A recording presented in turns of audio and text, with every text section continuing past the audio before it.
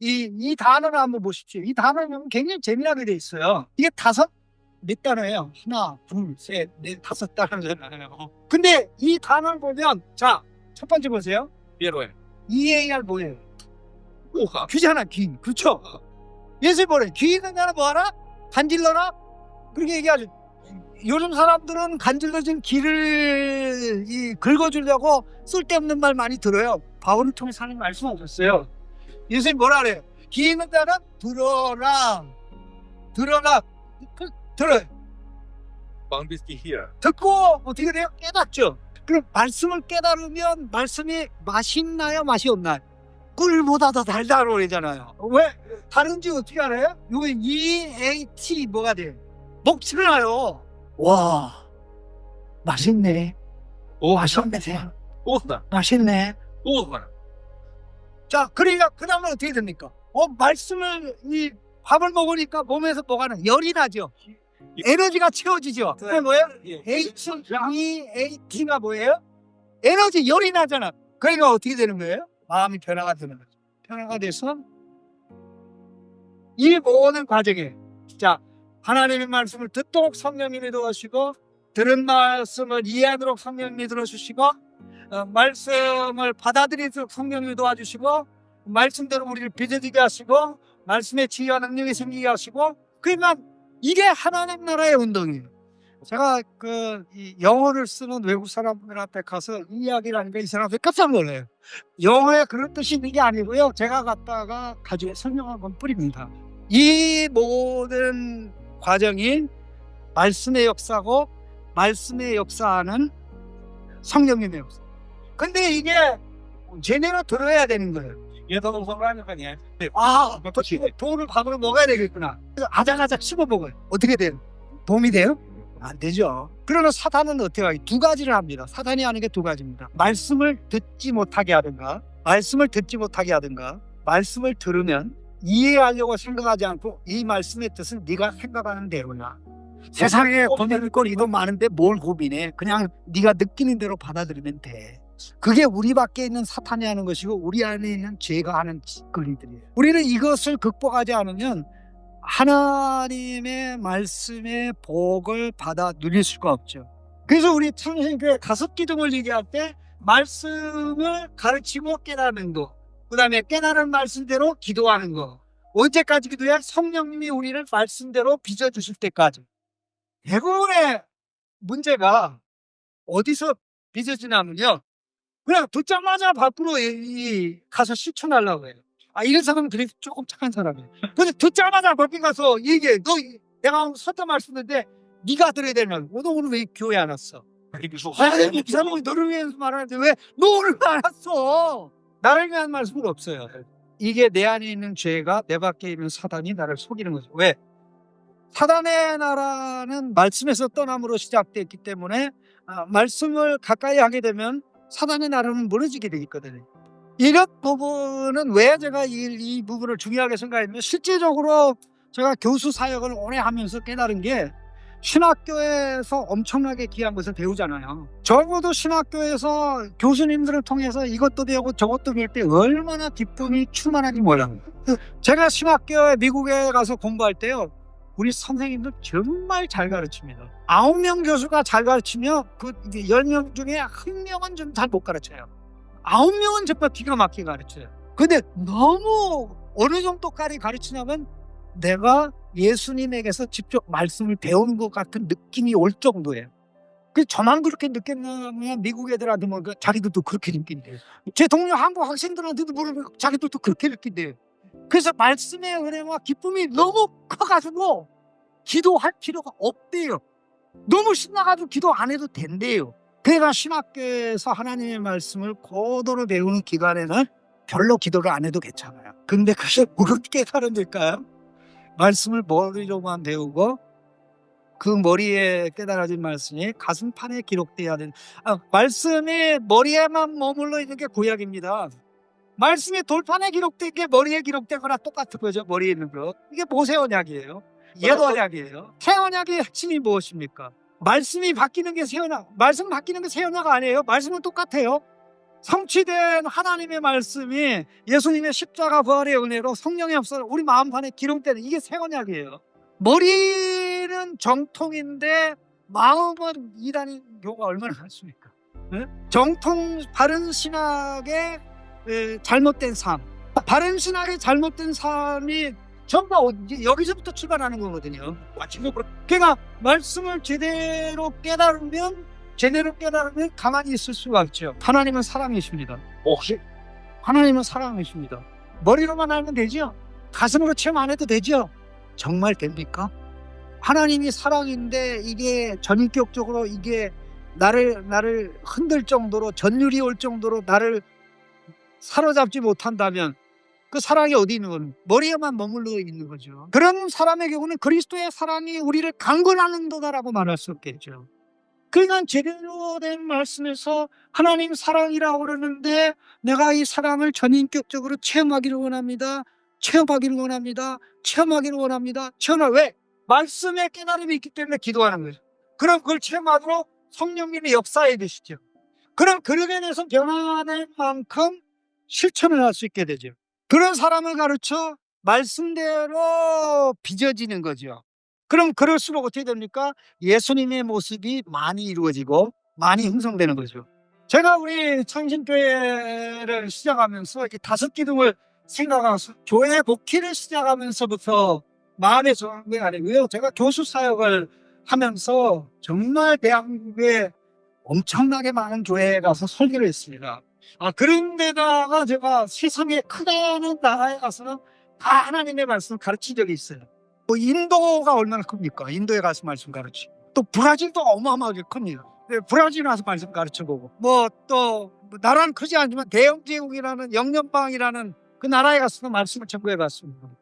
그리고 검은 대륙 아프리카에 가서도 말씀을 다 전거해봤습니다. 근데 모든 데서 말씀을 가르치고 증거하면서 공통적으로 깨달은 게 사람이 하나님의 말씀을 배운다고 배우고 깨닫는 즉시 변화되는 게 아니라는 거예요.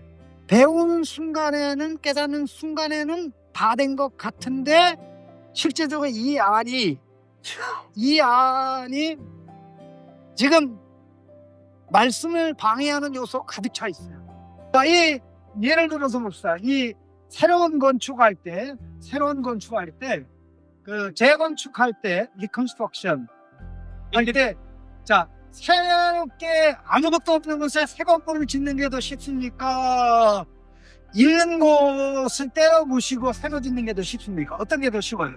아무 집도 없는 곳에 그냥 불도저 밀어버리고 직접 갖다 놔지. 도시가 뭐 몇백 년 된 역사가 있는 도시를 한 번에 밀어버리고 질 수 있나? 그 옛집들을 목숨과 기둥하게 하면서 얼마나 많은가? 보상해 주려고 협상하고 난리가 납니다. 하나님의 말씀이 우리에게 들어온다고 이게 바로바로 즉각 세워질 수 없는 이유가 이 안에 이게 견고한 옛사람의 건축이 딱 버티고 있어요. 이 안에 있는 옛 건축물을 이 성령의 말씀 망치로 때려 부셔야 되거든요. 왜? 성령의 말씀으로 역사하잖아요.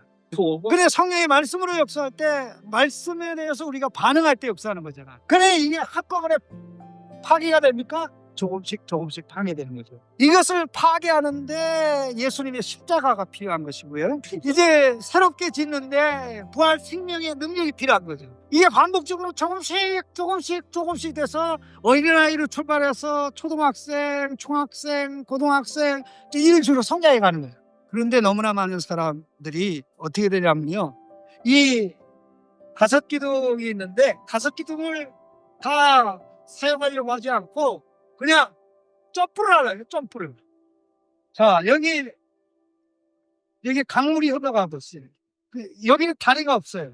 자, 여기 이렇게 점프해가지고 넘어갈 수 있나요? 이게 바로 실천이에요. 이게 순종이에요.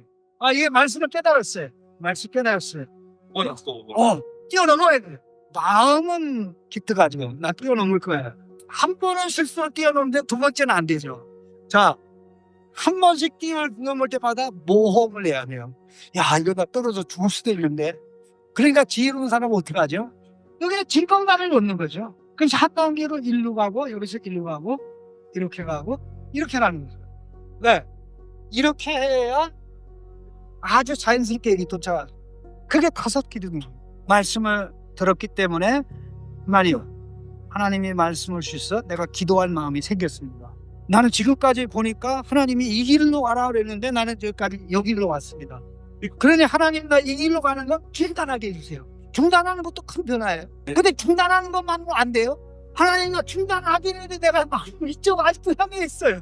나 방향 변화하게 해주세요. 그럼 앞에 변화보다 더 큰 변화예요. 근데 방향 보고 있어요. 근데 계속 뒤로 하나님만 가게 해주세요. 한 발짝 뛰었어요. 더 이상 못 가요. 도와주세요. 그 성령의 도움으로 이렇게 가게 되는 거예요. 변화가 돼서 실천하게 되니까 그 길로 가니까 말씀의 길로 가니까 신나고 기쁘고 즐겁고 말로 다 할 수 없죠. 기도는 누구나 할 수 있지만 말씀에 반응하는 기도는 말씀에 제대로 된 깨달음이 있어야 가능합니다. 저는 이것을 제가 쉽게 얘기할 수 있는 방법 중에 하나가요. 이 의사들이 큰 중요한 수술을 할 때 사람들에게 시키는 걸 보면 대단한 엄청난 걸 시킨다는 것을 생각할 때 놀라지 않을 수가 없어요. 여러분 나라에서도 수술할 때 큰 수술할 때 아마 큰 차이는 없을 겁니다. 큰 수술할 때 금식 시켜요. 밥 못 먹게 해요. 네? 병원에 미리 입원하게 만들어요. 그리고 반응하지 못하게 마취를 시켜요. 그리고 의사가 어떻게 수술할 건가 다 연구를 해가지고 최선의 방법을 찾아서 마취시킨다는 수술을 하죠. 간단한 수술은 금방 끝나지만은 정말 심각한 수술은 몇 시간 걸려요. 그렇게 며칠 동안 밥도 먹지 못하면서 준비하고 몇 시간 수술하고 나서 병이 고쳐지면 그 사람들 영생을 얻나요? 예, 그 부분에 몸의 기능이 회복되어 건강하게 되죠. 그러나 거기에 영생이 있다고 말할 수는 없죠. 영생이 있다고 얘기하면 정신 나간 얘기죠. 육신의 기능을 회복하기 위해서도 정확한 진단과 진단에 근거한 처방에서 수술하는데 하나님의 말씀의 진단을 받아가지고 하나님 앞에 나가서 진단서 내가 이런 진단 받았는데 나 수술해 주십시오 라고 하나님 앞에 기도하는데 그냥 5분 기도하고 되겠습니까? 조금 기도하는 척하고 이게 수술이 되겠습니까? 당연히 안 되는 거죠. 사랑의 역사가 그렇습니다. 이 기도와 관련해서 사단이 하는 역사가 있는데요. 바로 기도와 말씀의 관계가 이 문구에서 굉장히 중요합니다. 자, 이걸 기도의 이렇게 그릇에 이 기도의 그릇에 자 세상을 담아서 기도하면 어떻게 됩니까? 기도는 기도예요. 내용만 다르지. 자 이렇게 기도하면서 엎쳐서 기도한다 그러지 무슨 내용은 중요하지 않아요. 그럼 하나님에게도 그럴까요? 기도라는 이 그릇에는 세상이 담기면 안 되고 하나님의 말씀이 담겨야 되잖아요. 깨달은 말씀이죠. 깨달은 것 같은 말씀이 아니라 길가밭도 아니고 돌짝밭도 아니고 가시밭도 아니고 옥토밭 정확하게 깨달은 말씀. 의사에게 건강 진단 받아가지고 당신이 하며 라고 그럴 때 어떡합니까? 의사 선생님 감사합니다. 집으로 가겠습니다. 그렇게 가게 되면 어떻게 되죠? 그 사람 죽어요. 그래서 어떡하죠? 의사 선생님 제가 살 길이 없을까요? 선생님 걱정하지 마세요. 제가 시키는 대로만 하시면 됩니다. 선생님과 같은 암은 치료율이 80%입니다. Вот в вашем случае рак вылечивается в 80% случаев. 그 죽은 아이면보다 사망률이 더 많습니다. 그럼 어떻게 해요? Поэтому вероятность того, что вы выживете, выше, чем вероятность, что вы умрете. Что тогда? 의사 선생님이 시키는 대로 할게요. Человек говорит, я сделаю все, что вы скажете. 그게 바로 영혼의 의사이신 하나님이 말씀을 통해 진단한 진단서를 가지고 우리가 하는 기도가 그와 같은 겁니다. 사랑하시는 하나님이 우리에게 주신 말씀에 대한 반응의 기도예요. 우리에게 오는 말씀이 설 겁니다. 우리가 깨닫고 있는 말씀입니다. 깨닫고 말씀을 깨닫고 읽어서 마음에 담고 하나님께 드리는 이 말씀이 기도예요. 말씀과 기도는 다른 것이 아니라 하나입니다. 기도는 양심이고 말씀은 내용입니다. 그러니까 항상 말씀과 깨달은 말씀과 기도는 같이 가야 됩니다. 그런데 사탄이 요 말씀과 기도가 이게 하나 되지 못하게 해요. 우리 안에 죄가 그와 같은 역사하고 밖에 우리 학교 역사는 사탄이 이 역사를, 이 말씀이 만나지 못하게 해요. 그러나 이 두 가지가 우리 마음 안에서 말씀과 기도가 하나 되게 하시는 분이 성령님이에요. 그래서 다섯 기둥을 얘기하는 게, 보세요. 말씀을 가르치고 깨닫습니다. 깨달았기 때문에 기도할 마음이 생겨요. 기도할 때 성령님을 통해서 변화시켜 주세요. 변화시켜 주세요. 변화시켜 주세요. 그죠? 왜? 성령님은 오직 말씀에만 역사하잖아요. 예수님 어떤 분입니까? 예수님은 머리에만 하나님 말씀이 있나요? 가슴에도 하나님 말씀이 있죠. 손발에 하나님이 있죠. 교회는 뭡니까? 부활하신 예수님의 몸이에요. 그럼 교회가 누구처럼 빚어져야 돼? 예수님처럼 빚어져요. 그런데 성령에서 가장 많이 기도한 분이 누구예요? 말씀이신 예수님이잖아요. 말씀만 하시는 예수님이잖아요. 말씀을 성취하는 예수님이잖아요. 누가복음이 그걸 가르쳐주지 않나요? 그런데 우리가 그걸 빼놓고 말씀을 빼놓고 요걸 빼놓고 기도합시다. 그럼 어떻게 돼요? 말씀을 빼놓고 기도하면 뭐가 통합니까? 이게 되는 겁니다. 기도 속에 말씀이 가득 차 있어가지고 기도하면 할수록 더 세상적인 사람이 돼요. 오히려 내 안에 있는 욕심이 하나님의 이름으로 거룩하게 돼요. 그래서 이런 기도를 하면 할수록 점점 더 하나님과 하나님 말씀으로부터 멀어졌죠. 이런 기도를 하면 안 됩니다. 오히려 그렇게 기도하지 마세요. 기도의 그릇에 말씀이 담기는 만큼 기도의 강도와 세기가 되면서 그렇게 빚어져요. 이게 왜? 둘이 하나 되게 하는 게 성령님이거든요. 이 말씀 없이 기도하는 사람은 잘 속아요. 기만당해요. 기만당해요. 속아요. 근데 사단은 그렇게만 역사하는 게 아니라 정반대도 역사해요. 말씀이면 최고야. 말씀만 하면 돼. 기도 필요 없어. 제가 그러잖아요. 좋은 학교에서 공부하는 사람이 공부가 너무 탁월하고 훌륭해가지고 기도 안 해도 돼.